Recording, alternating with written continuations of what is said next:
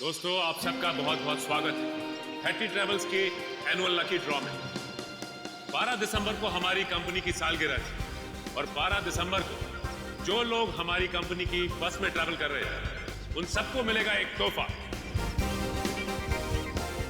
मुझे तो इस कॉन्टेस्ट के बारे में पहले मालूम ही नहीं था। मुझे भी नहीं पता था। मैंने भी ये खबर अखबार में पढ़ी। देखते हैं आज सरप्राइज गिफ्ट क्या मिलता है। और उनमें से किसी एक लकी आदमी को मिलेगा जैकपॉट, जो कि है 2 लाख रुपए का। बस।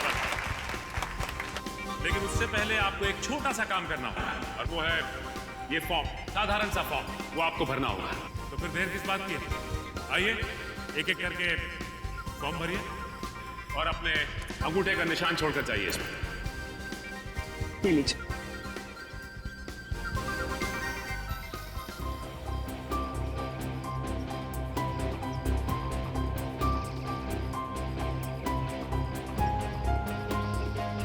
मैडम, ये सारे के सारे फॉर्म स्कैन कर लो, नेट पे डालेंगे ना। जी सर जी।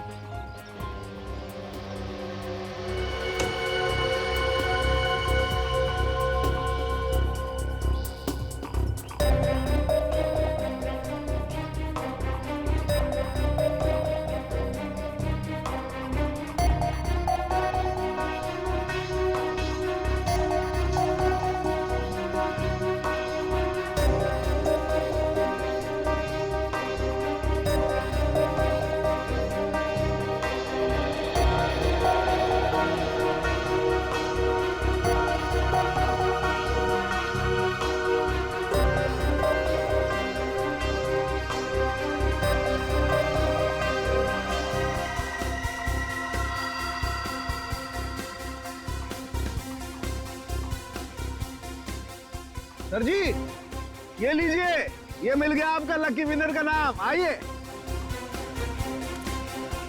ये देखिए।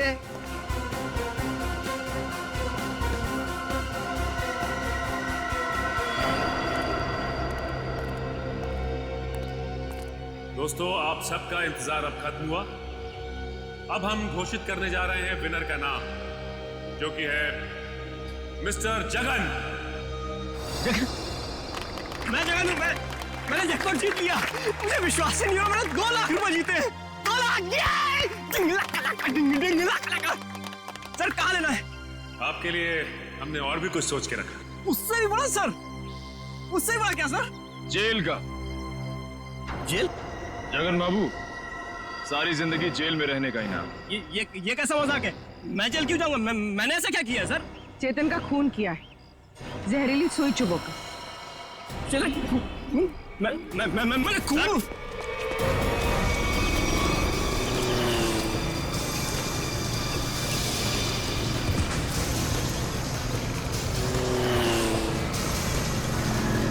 तुम्हें पकड़ने के लिए इतनी बड़ी प्रतियोगिता रखी है, इनाम क्या तेरा बाप लेगा? सर, मैंने कुछ नहीं किया सर, मैंने कुछ नहीं किया। छोड़ दो सर, छोड़ दो मुझे। अब बोल, चेतन का खून क्यों किया तूने? सर, मुझे पैसे मिलने थे उसके। सर, कौन देने वाला था पैसे तुझे? आज रात को मिलेगा वो आदमी मुझसे। सर, तो आज रात को हम भी मिलते हैं उससे।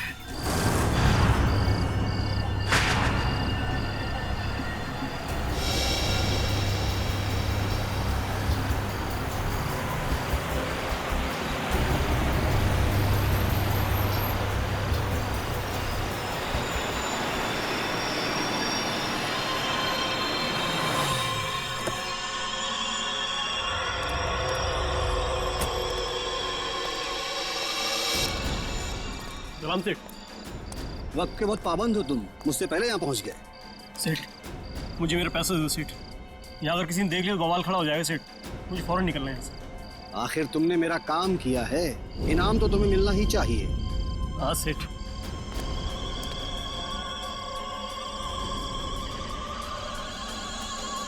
ये रहा तुम्हारा इनाम, देखना चाहोगे?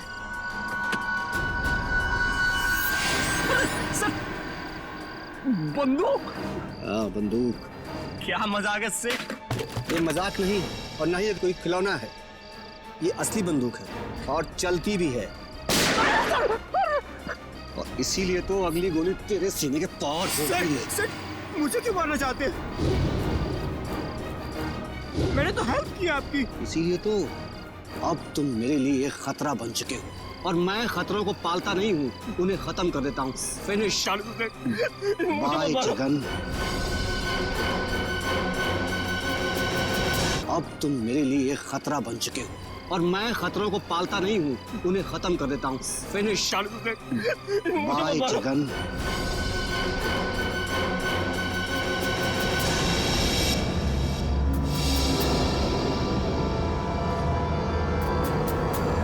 परिमल जी,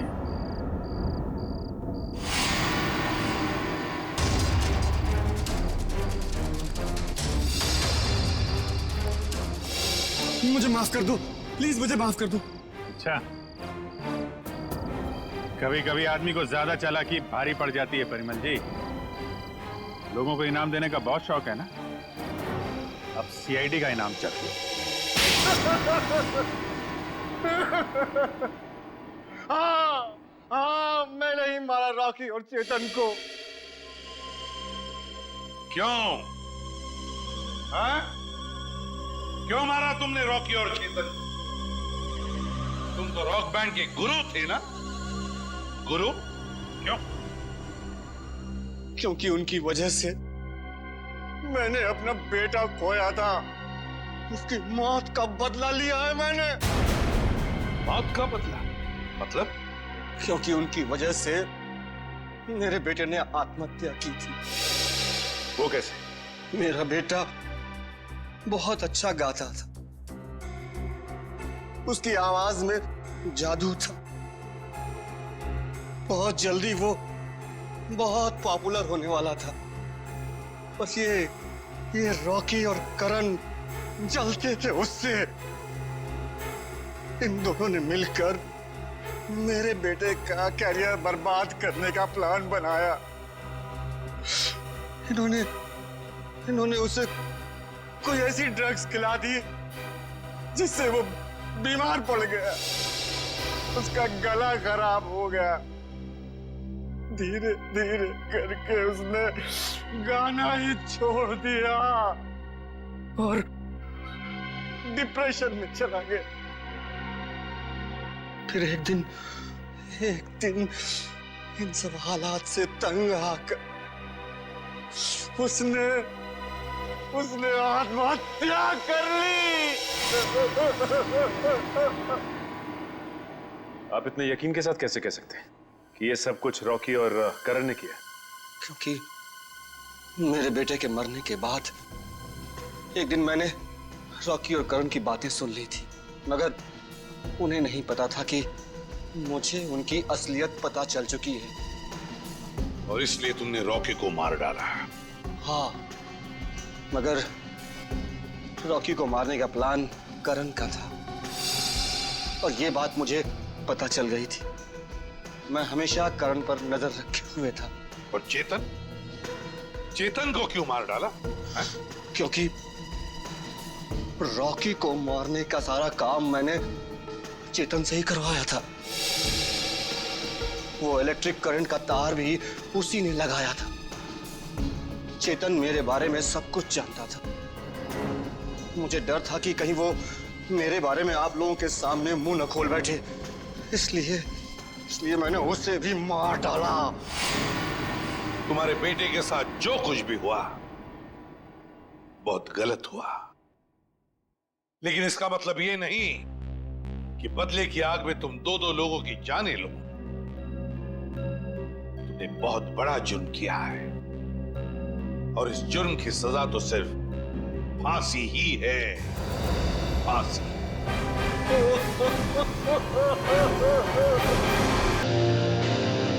गुड इवनिंग गाइस, कैसे हैं आप? आज की शाम आप जैसे संगीत प्रेमियों के नाम एंड आई मेक श्योर आज की शाम रॉकी एंड बैंड के साथ आप लोगों की बहुत ही यादगार शाम होगी।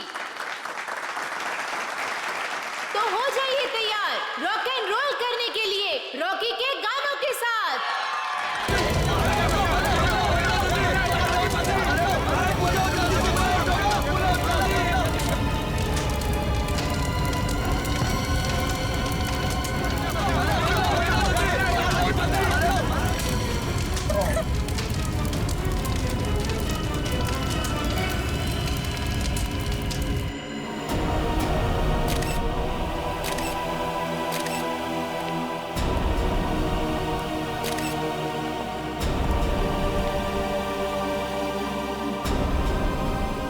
कमर के नीचे का हिस्सा पूरी तरह से जल चुका है सर। शरीर के ऊपर के हिस्से में घाव वगैरह भी नहीं है।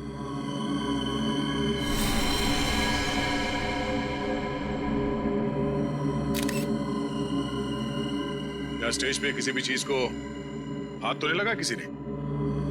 नहीं सर। ये आग कैसे लगी? पता नहीं सर कैसे लगी। जैसे हमने रॉकी को आग की लपटों में घिरे देखा, हम भागकर स्टेज पर आए, पर सर रॉकी को हम बचा नहीं पाए।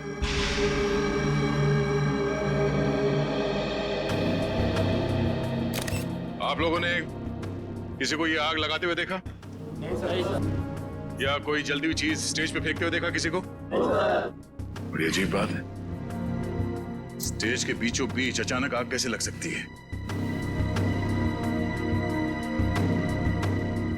इस स्टेज में कुछ है। एक काम करो, स्टेज को अच्छी तरह से चेक करो।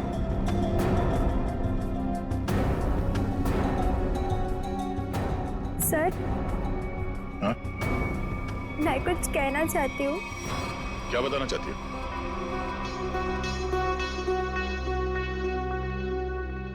पर यहाँ नहीं, आप आइए मेरे साथ। चलिए।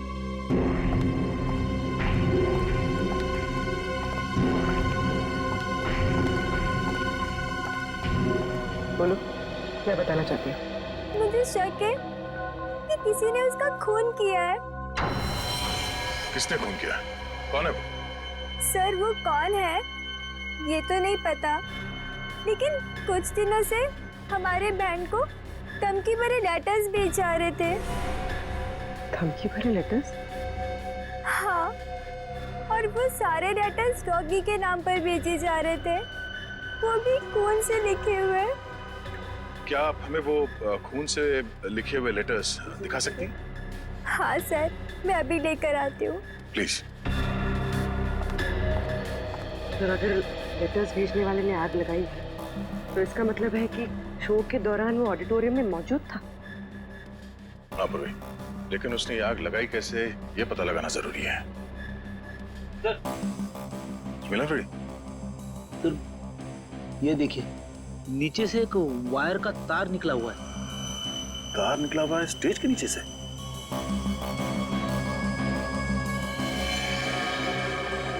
वो भी ठीक उसी जगह पे जहां पे रॉकी खड़ा था जलने से पहले।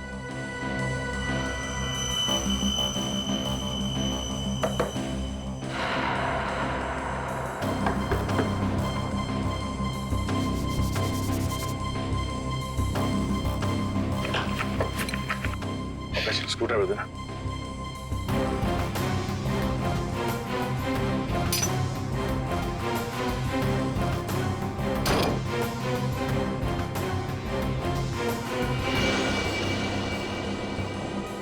सर, नीचे तो एक कमरा है। हाँ, लगता तो कुछ ऐसे ही है। नीचे जाके देखते क्या है, जरा टॉर्च देना।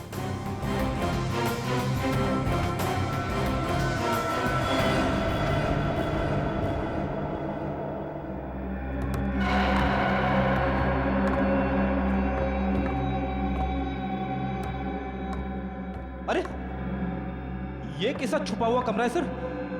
पूरे कमरे में धूल मिट्टी पड़ी हुई है। ये कलाकारों के लिए अलग से बनाया हुआ कमरा है। यहाँ से स्पेशल एंट्री दिखाते हैं। सर खूनी ने स्पेशल एंट्री के लिए बनाए दरवाजे का बड़ी होशियारी से इस्तेमाल किया है। सर ये देखिए, ये वायर ऊपर से नीचे आ रही है सर। ये वायर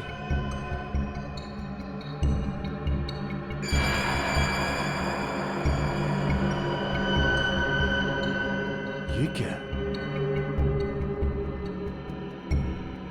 चिपचिपा सा।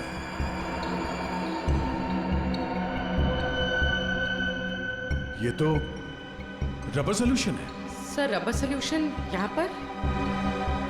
हाँ, यहाँ पे क्यों? ओह, अब समझ में आया ये सारा मामला है क्या? क्या सर? ये सब रॉकी को मारने का प्लान था। ये इलेक्ट्रिक वायर, ये रबर सॉल्यूशन। रॉकी को मारने का प्लान? वो किसे? बताता हूँ फ्रेडी। पहले ये देखते हैं कि ये इलेक्ट्रिक वायर जाता कहाँ है।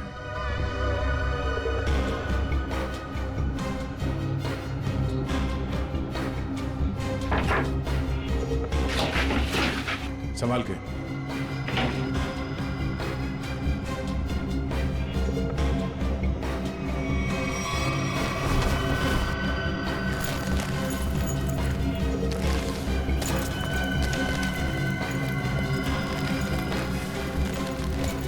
सर ये तो बैक स्टेज एरिया है। वो देखिए एक्स्ट्रा ड्रम्स और गिटार भी दिख रहे हैं।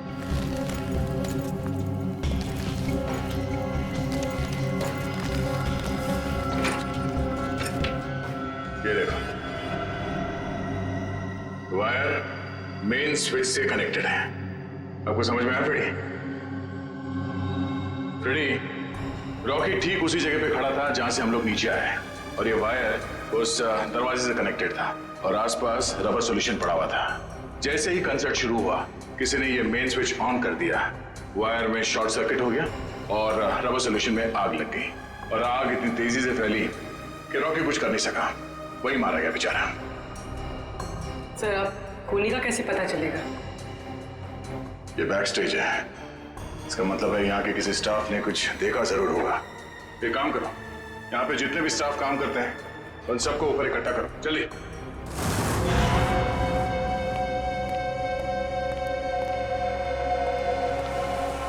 सब लोग आ गए?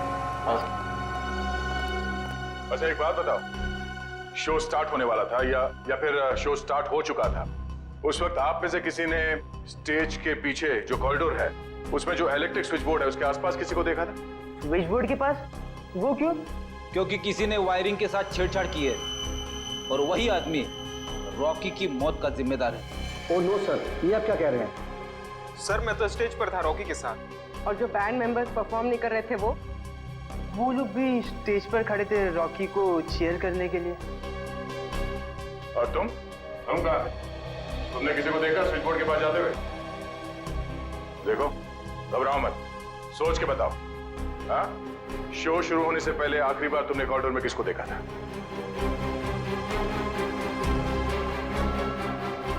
सर इसे देखा था मैंने सर। करण, ये तुम क्या बोल रहे हो? सर मैं झूठ नहीं बोल रहा हूँ, इसे ही देखा था मैंने कॉरिडोर में यहाँ। आप बताओ मिस्टर करण, तुम कॉरिडोर में गए थे या नहीं? सर हाँ मैं गया था, लेकिन क्या करने गए थे तुम वहाँ? हाँ? तुम्हें शो में परफॉर्म नहीं करना था?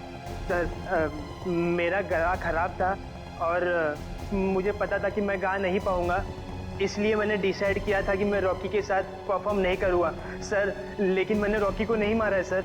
अच्छा सर, कॉरिडोर में और स्टेज के आसपास सीसीटीवी कैमरे लगे हुए। तुम और पंकज सीसीटीवी की रिकॉर्डिंग चेक करो, पता चल जाएगा ये आदमी सच बोल रहा है या झूठ। सर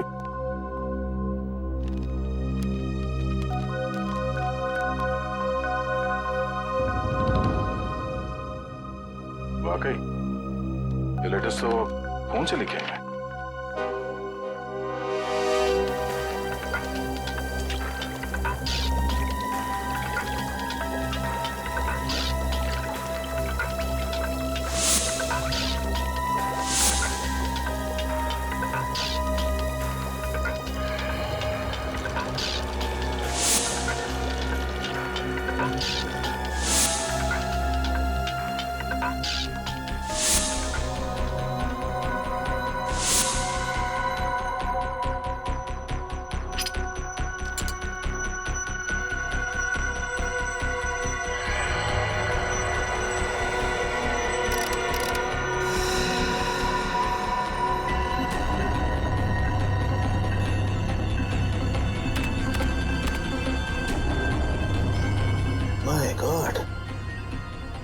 कमाल है यार, लोग धमकी देने का भी क्या क्या तरीका निकालते हैं।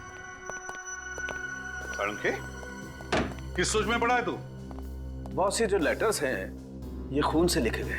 तो इसमें कौन सी अजीब बात है? अजीब बात यह है बॉस कि ये जो खून है वो इंसान का नहीं है, जानवर का खून है। जानवर के खून से? हाँ, ये लेटर्स भेड़ के खून से लिखे गए हैं बॉस, भेड़ के खून से। भेड़ के खून से? और क्या पता चला? ये लेटर्स मैंने अच्छी तरह से स्टडी किए हैं। जिस किसी ने भी ये लेटर्स लिखे हैं वो बहुत ज्यादा पढ़ा लिखा इंसान है। सलून साहब, ये रॉकी के शरीर पे जले हुए के अलावा किसी और चोट या घाव का निशान? नहीं सचिन, इस रॉकी के शरीर को मैंने अच्छी तरह से चेक किया है और किसी किस्म का कोई निशान नहीं है। इस रॉकी का शरीर आधा जल चुका था और जलने की वजह से इसकी मौत हुई। सर, जिसने भी ये धमकी भरे लेटर्स भेजे हैं, सर वही खूनी है क्या? हाँ निखिल, जिसने भी ये धमकी भरे खत लिखे हैं ना, उसी ने खून किया है। पर एक बात है, भेड़ का खून मुंबई जैसे शहर में आसानी से नहीं मिल सकता। वो जरूर किसी जंगल वाले इलाके या फिर फार्म हाउस वाले इलाके से ही मिला है। तो हमारे शहर के आसपास जितने भी फार्म हाउसेज है, वहां जाकर के पता लगाओ, पूछताछ करो और देखो किसने भेड़ का खून किसी को दिया है या फिर बेचा है क्या।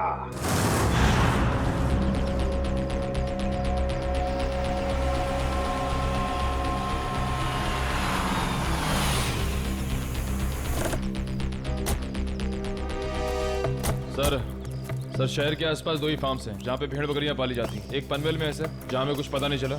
दूसरा ये है सर। चलो देखते हैं, शायद यहीं से कुछ पता चल जाए। सर ये आदमी जो भी हो, उसने वो चिट्ठी भेड़ के खून से क्यों लिखी? पूर्वी, आदमी बहुत चालाक है। ये सब उसने हमें गुमराह करने के लिए किया है। वो देखो, उस आदमी से पूछते हैं। भाई साहब, ओ भाई साहब, क्या भेड़ आप ही पालते हैं? हाँ, हम ही लोग पालते हैं। पर आप लोग? हम लोग सीआईडी से। सीआईडी? जी हाँ, सीआईडी।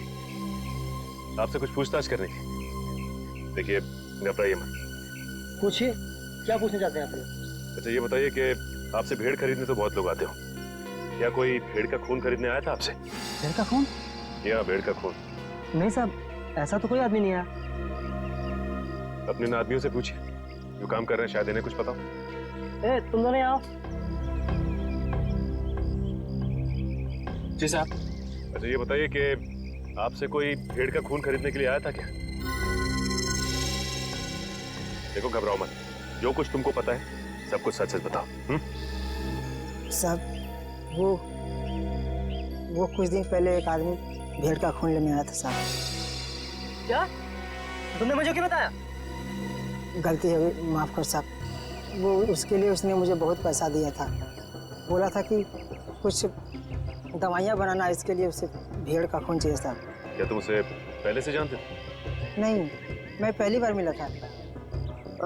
उसके बारे में और कुछ याद है तुम्हें? उसका पहनावा या उसकी कोई आदत? हाँ, उसके पास एक महंगा फोन था। वो बार बार फोन को ही देख रहा था साहब। ऐसा फोन मैंने कभी नहीं देखा। ऐसा क्या था उस फोन में? नीले रंग का फोन था, उस पर स्टार बना हुआ था साहब, और उसके पीछे कुछ एल जैसा लिखा हुआ था साहब। 5-6 दिन पहले लोकम नाम की इंटरनेशनल कंपनी ने एक ऐसा फ़ोन लॉन्च किया है। अखबारों में उसकी काफ़ी चर्चा भी हुई थी। फिलहाल शहर में एक ही आउटलेट है इसका जहाँ ये फ़ोन मिलता है, लोखंडवाला में। रोकना, एक मिनट सर।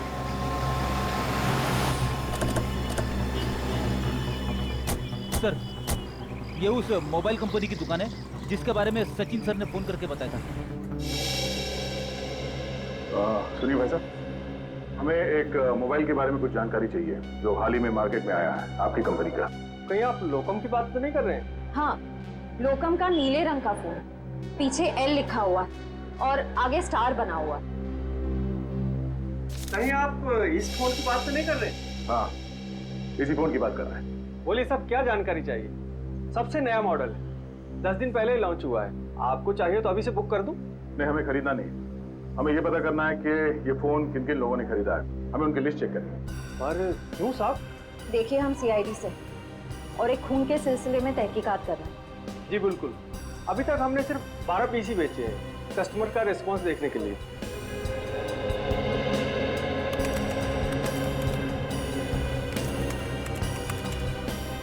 ये देखिए साहब, वो लिस्ट 5 रेड कलर के बिके हैं और बाकी के साथ नीले रंग। नीले रंग के फोन जिन लोगों ने खरीदे हैं उनके लिस्ट चेक करनी है। ये रही साहब लिस्ट। चेतन? लेकिन चेतन तो उस न्यू एज रॉक बैंड का मेंबर है। वो भला अपने ही आदमी का खून क्यों करेगा? ये तो चेतन ही बताएगा।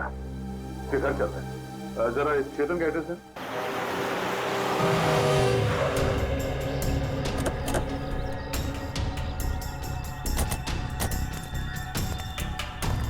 सर घर तो बंद है। अब कहाँ ढूंढेंगे चेतन को? घर के अंदर।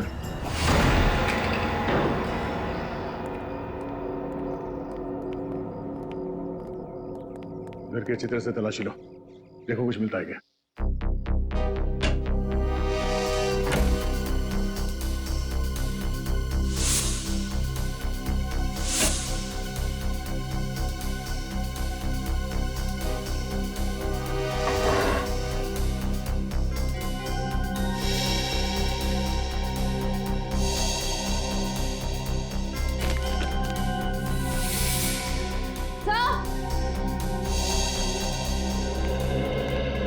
डस्टबिन में फटे हुए कागज हैं।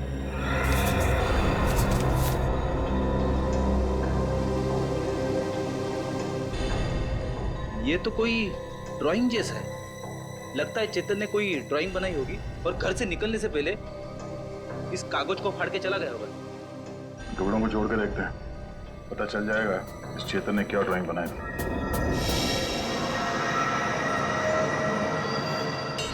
सर ये तो कोई नक्शा या कोई ब्लूप्रिंट लग रहा है। श्रेया, तो किस जगह का?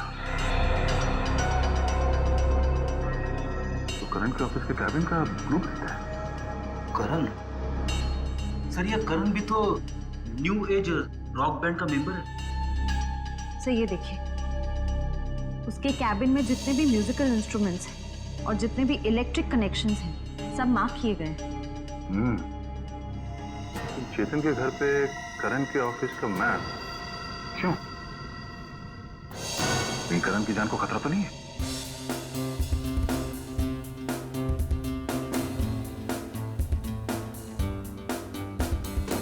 रॉकी सर की बहुत याद आती है।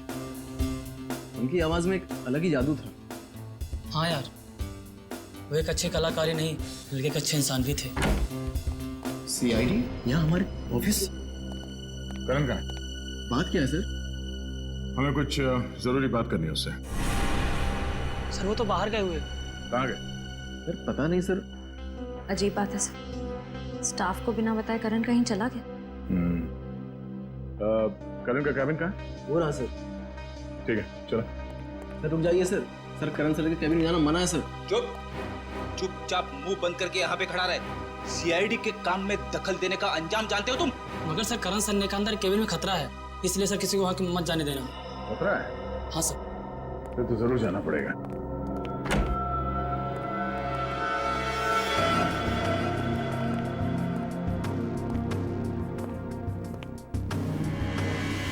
सर ये कैबिन तो बिल्कुल वैसा ही है जैसा उस ब्लूप्रिंट में था जो हमें चेतन के घर से मिला था। हाँ श्रेया, सारे म्यूजिकल इंस्ट्रूमेंट्स वैसे ही रखे गए जैसे उस नक्शे में मार्क किए गए थे। लेकिन क्यों? तो देखो कुछ मिलता है क्या?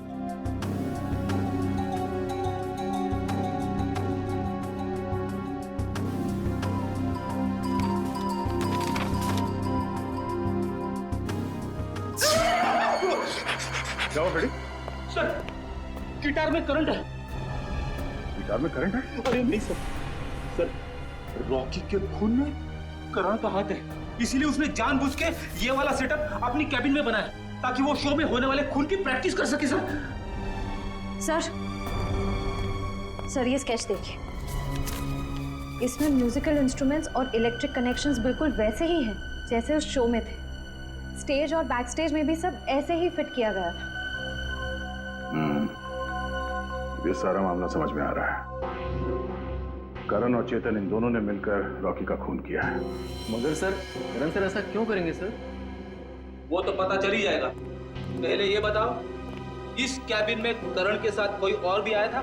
नहीं सर, वो तो हर वक्त काम में बिजी रहते थे, दिन रात अगले शो की तैयारी में ही लगे रहते थे। सर उन्हें तो किसी से मिलने की फुर्सत तक भी नहीं थी। पर सर उसने कहा था कि उसका गला खराब था, इसलिए उसने रॉकी के साथ उस शो में परफॉर्म नहीं किया। वो सब एक झूठ था। उसने हमारे सामने नाटक किया। उसने रॉकी का खून किया और रॉकी को रास्ते से हटा दिया, और अब अपना अलग से शो प्लान कर रहा है। करण का अगला शो कहाँ है? सर पूना में। पुणे में?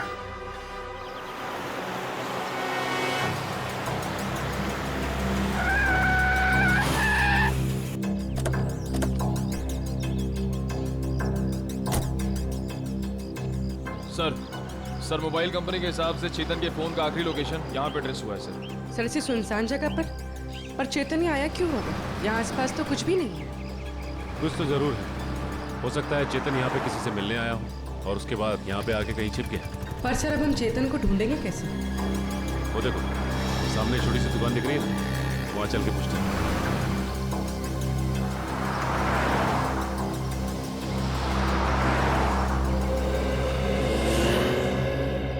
कहिए साहब, क्या लेंगे? चाय, कॉफी या फिर गर्मा गर्म समोसे?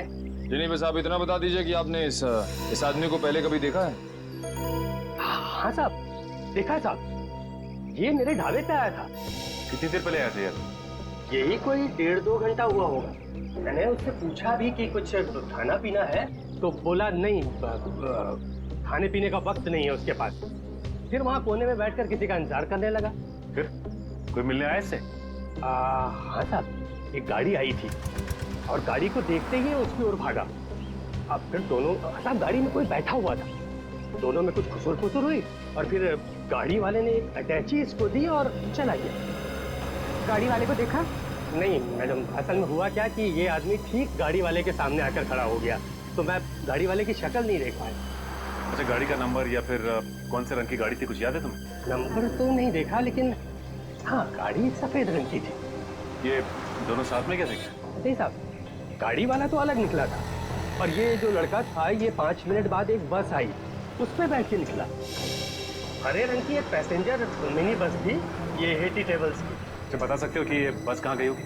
साहब, हेटी ट्रेवल्स की अधिकतर बसें यहाँ से पूना की ओर जाती हैं। वो बस यहाँ से कितनी देर पहले निकली? करीब आधा घंटा हुआ होगा। ठीक है, thanks. Hello everyone.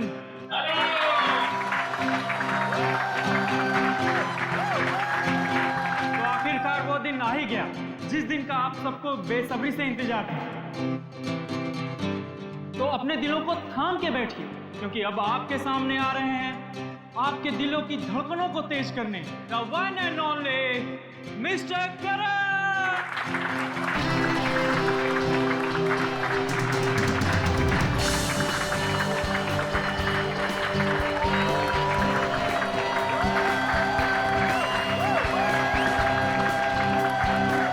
Hello guys, क्या आप सब तैयार हैं मेरे इस शो को रंगीन बनाने के लिए?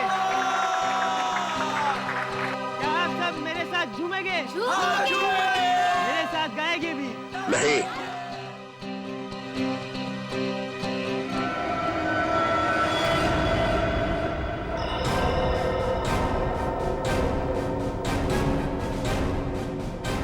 सीआईडी यहाँ? हाँ, आप लोग सब प्लीज बाहर जाइए। हम करण जी का शो अकेले में देखना चाहते हैं। टेंशन लेने की जरूरत नहीं है, तुम्हारे पैसे तुम्हें मिल जाएंगे। चलो चलिए चलिए। नहीं नहीं, ये नहीं हो सकता। रुक जाइए आप सब लोग, ये मेरे जिंदगी का पहला शो है। मैं लोगों को बता देना चाहता हूँ, मैं ही नंबर 1 रॉकस्टार हूँ। तुमने तो कहा था कि तुम्हारा गला खराब है, अब तुम गाओगे कैसे? वही तो, बेसुरा गाने से तुम्हारा नाम खराब हो जाएगा। देखिए, वो तो मैंने कुछ नहीं किया। तुमने हमसे झूठ बोला कि तुम्हारी तबीयत ठीक नहीं है, इसलिए तुम रॉकी के साथ स्टेज पर नहीं थे। पर सच तो ये है कि रॉकी को तुमने मार डाला और अब खुद रॉकस्टार बनने चले हो, हैं?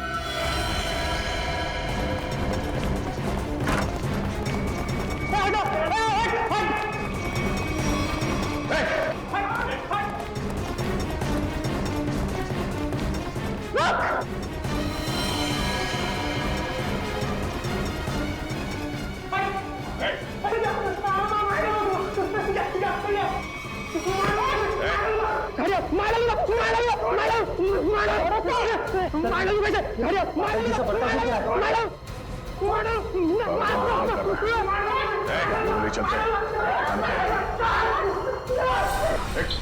मेरे बेटे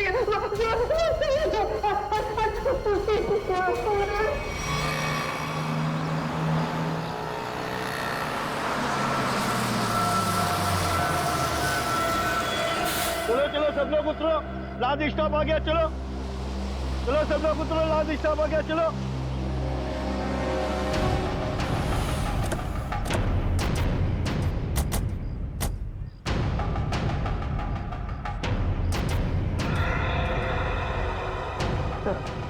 हो रहा चेतन, बस से उतर है। सर बार बार पीछे मुड़ के देख रहा है, ऐसा लग रहा है काफी डरा हुआ है। गलत काम करेगा तो डरेगा ही।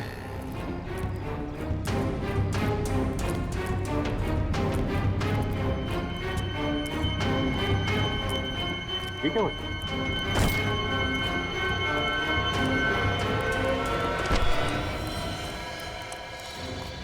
प्लीज प्लीज प्लीज हटिए हटिए प्लीज। माय गॉड, ये तो मर गया। मर गया? अचानक क्या हो गया इसे?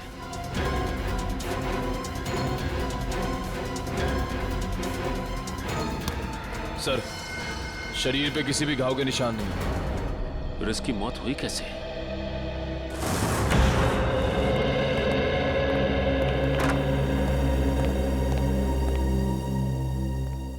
बताओ करण, एक कलाकार होने के बावजूद भी क्यों किया तुमने ये? है? क्यों किया? बताओ। मेरा बेटा कहाँ है? करण, करण, मेरा बच्चा, तू ठीक है ना? आप क्यों मेरे बेटे के पीछे पड़े? मेरे बेटे ने कोई गुनाह नहीं किया है। गुनाह किया है गुनाह करण ने।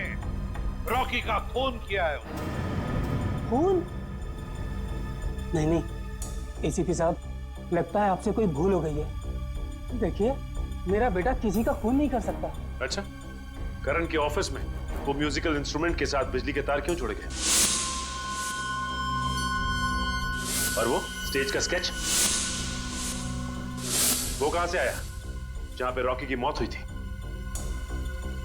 सर मैं मानता हूं मैं रॉकी को मारना चाहता था। मैंने वो इलेक्ट्रिक वायरिंग भी की, स्टेज पर रबर सॉल्यूशन भी लगाया और रॉकी को जलाकर मार देने का प्लान भी बनाया। पर यकीन कीजिए सर, मैंने रॉकी को नहीं मारा है। मैंने तो लास्ट समय अपना प्लान बदल दिया था सर। झूठ झूठ बोल रहे हो तुम नहीं मारा है रॉकी को, और तुमने चेतन को अपने प्लान में शामिल कर लिया ताकि सारा इल्जाम उस पर जाए। कौन चेतन? वही चेतन जो तुम्हारे रॉक बैंड का मेंबर था, समझा? सर चेतन से मेरा कुछ लेना देना नहीं है सर। अच्छा, रॉकी का खून तुमने नहीं किया है, चेतन के साथ तुम्हारा कोई संबंध नहीं है। सब पता लगा लेंगे करण, सब पता लगा लेंगे। सचिन, पता नहीं क्यों लेकिन ऐसे लगता है कि इस करण की बातों में कोई सच्चाई है। सर अगर ये चेतन करण से मिला हुआ नहीं है तो चेतन के घर में करण के ऑफिस का ब्लूप्रिंट कैसे आया? और फिर इलेक्ट्रिक वायरिंग पे जगह जगह मार्किंग की गई थी। लगता है ये चेतन करण की कॉपी कर रहा था ताकि रॉकी के खून का इल्जाम इस करण पर आ जाए। सर चेतन को किसने मारा होगा? कोई और है सचिन, कोई तीसरा, जिसने चेतन के हाथों रॉकी को मरवा दिया और फिर अपना काम होते ही चेतन को भी ऊपर भेज दिया। पर है कौन ये तीसरा?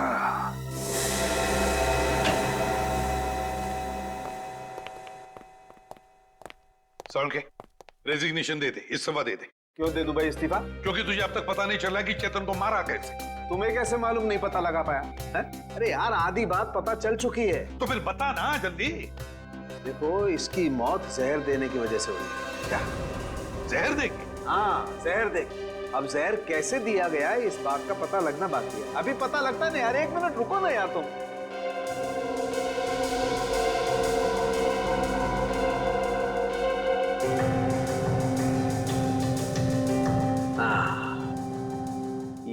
इसी बात का शक था मुझे। ये देखो, ये निशान बॉस, ये सुई का निशान किसी ने यहीं से इंजेक्ट करके इसकी बॉडी में जहर पहुंचाया है। लेकिन सर चेतन तो हमारे सामने बस से उतरा, बिल्कुल ठीक ठाक था। और जब हमने इसका पीछा किया तब भी बिल्कुल ठीक ठाक था। और सर वो मरा भी हमारे सामने, हमने तो नहीं देखा किसी को उसे इंजेक्ट करते हुए। सचिन, इसे 15-20 मिनट पहले ही जहर दिया गया। बॉस, ये स्लो पॉइजन है, 15-20 मिनट के बाद असर करता है। तो इसका मतलब है चेतन को पॉइजन दिया गया बस में। मतलब खूनी बस में ही था जब चेतन बस में था। मगर सर चेतन को अगर बस में इंजेक्शन दिया गया तो उसे पता कैसे नहीं चला? भीड़ थी निखिल, बस में भीड़ थी, भीड़ का फायदा उठाया होगा खूनी ने। लेकिन सर अब खूनी तक पहुंचेंगे कैसे? मैं आप लोगों की मदद कर सकता हूं। तुम्हें टाइम पास क्यों कर रहा है? अबे बता ना जल्दी। बॉस, इसकी कलाई पर एक चमड़े का बेल्ट था, उस पर और इसकी कलाई पर मुझे उंगलियों के निशान मिले। किसके निशान मिले सर उनके? अब इसकी उंगलियों के तो है नहीं, तो शायद वो निशान खूनी के होंगे। अगर ये उंगलियों के निशान खूनी के हैं तो फिर हुआ ये होगा कि जब खूनी चेतन को इंजेक्शन देना चाहता था तो किसी वजह से उसने चेतन की कलाई पकड़ ली, मगर कलाई पर था लेदर बैंड, तो बस आ गए उसकी उंगलियों के निशान उस लेदर बैंड पर। लेकिन सर बस में तो बहुत सारे लोग थे, ये पता कैसे चलेगा कि वो उंगलियों के निशान है किसके? पता तो लगाना पड़ेगा सचिन कि वो उंगलियों के निशान हैं किसके। पता तो लगाना पड़ेगा। है एक तरीका है।